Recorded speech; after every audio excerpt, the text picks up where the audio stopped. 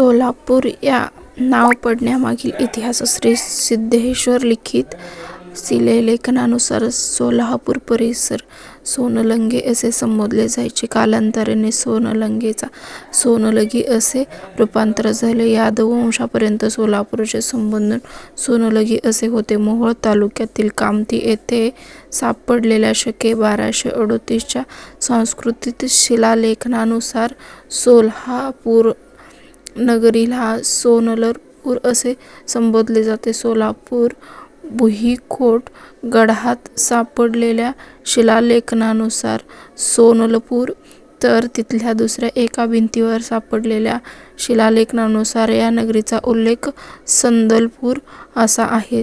सोनलपूर सोलापूर ते सोलापूर असा या नावाचा प्रवास आहे. श्री सिद्धेश्वर महाराजांचा कार्यपरिचय. कायकवे कैलासा म्हणजेच कर्माचेच कैलास प्राप्त होते ही थोर शिकवण देणारी अवतारी पुरुष म्हणजे श्री सिद्धेश्वर महाराज. 12व्या शतकात सिद्धेश्वर महाराजांनी सोलापूर गाव वसवले. सामाजिक सुधारणा करणारा त्यांनी परिश्रमात प्रतिष्ठा प्राप्त करून दिली. त्यांनी सामूहिक विवाह सोहळाही पार पाडला होते. पाण्याची दुर्लभ नष्ट करण्यासाठी सामूहिक श्रमातून तलावाची निर्मिती केली. विविध नद्यांतून पाणी आणून तलावात ओतले. सिद्धेश्वरांनी सोनलगी पंचक्रोशीत 68 लिंगांसह अष्टविनायक आणि अष्टभैरव यांची प्रतिष्ठापना केली.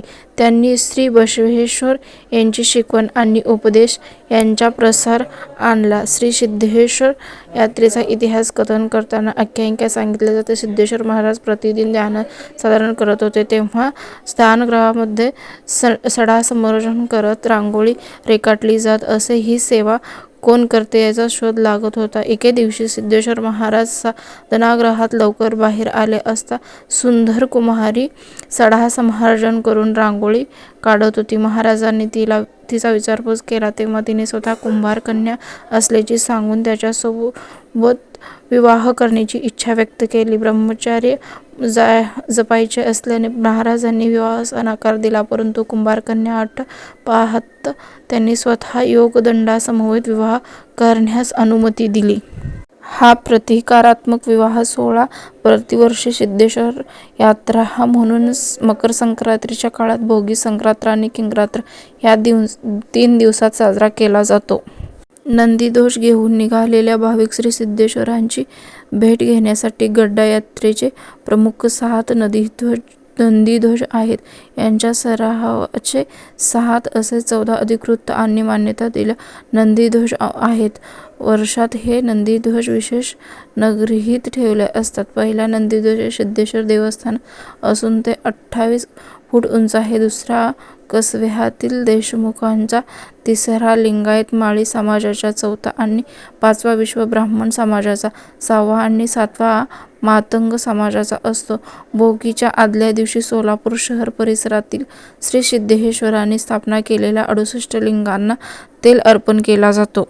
यावेळी मानाच्या नंदीध्वजाची मिरवणूक शहरातून काढली जाते. त्यासाठी विशेष पोशाख परिधान केला असतो. या पोशाखाला बाराबंदी म्हणतात. अशा 16 दिवसभर नंदीध्वज घेऊन चालणे हे अत्यंत कठीण काम आहे, कारण उन्हात नंदीध्वज अनवाणी पायाने चालावे लागते. हे नंदीध्वज घेऊन चालण्यासाठी किमान 1 मास अगोदरपासूनच सराव करावा लागतो. भोगीच्या दिवशी पार पडल्यावर अक्षता सोहळा भोगीच्या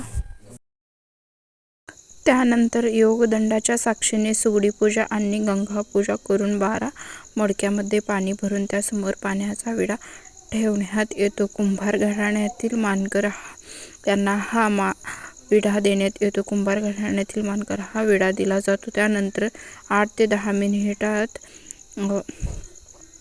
असताना सोहळा प्रारंभ होतो. कन्नड भाषेतून 5 वेळा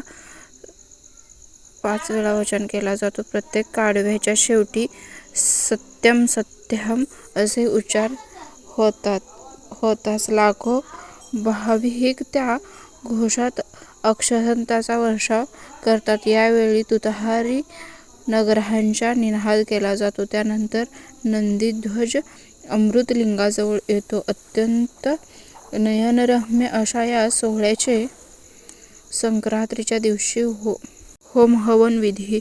योगदंडाशी विवाह केल्यानंतर कुंभार कन्या सती गेली. होमवेळाच्या म्हणजेच संक्रांतीच्या दिवशी मंदिरामध्ये समोरील होम मैदानात होम हवन केला जातो. नंदीध्वजाच्या वस्त्र विराजमान कार्यक्रम यात्रेचा सांगतात. किंक्रातीच्या दिवशी होम मैदानावर शोभेचा दारूकाम केला जातो. हा सोहळा पाहण्यासाठी आबालवृद्ध वेगवेगळ्या गावातून उपस्थित राहतात. किंक्रातीनंतर दुसऱ्या दिवशी श्री मल्लिकार्जुन मंदिरात नंदीध्वजाच्या वस्त्र विराजमानाच्या कबड्डकळी कार्यक्रमात यात्रेच्या धार्मिक कार्यक्रमाची सांगता करण्यात येते. श्री सिद्धरामेश्वर वयाच्या 15व्या वर्षापर्यंत एकही शब्द बोलले नव्हते. ते त्याच्या सवंगड्यासह गुरे राखण्यास जात असत. एके दिवशी गुरे राखता गेल्यावर श्रीशैलहून मल्लिकार्जुन एका जंगमाच्या रूपात सिद्धरामेश्वर यांच्यासमोर आले. हे जंगम साक्षात परमेश्वर आहेत हे सिद्धेश्वरांनी त्वरित ओळखताच मल्लिकार्जुनने तेथे त्यांना प्रत्यक्ष दर्शन दिले. त्यावेळी मल्लिकार्जुनने स्वतः श्रीशैल येथे राहत असून माझे नाव मल्लय्या आहे असे सांगितले. मल्लय्या यांनी सिद्धरामेश्वरांना दहीभात खाण्यास मागितले. मात्र त्या दिवशी सिद्धरामेश्वरांनी दहीभात आणण्यास विसरले होते.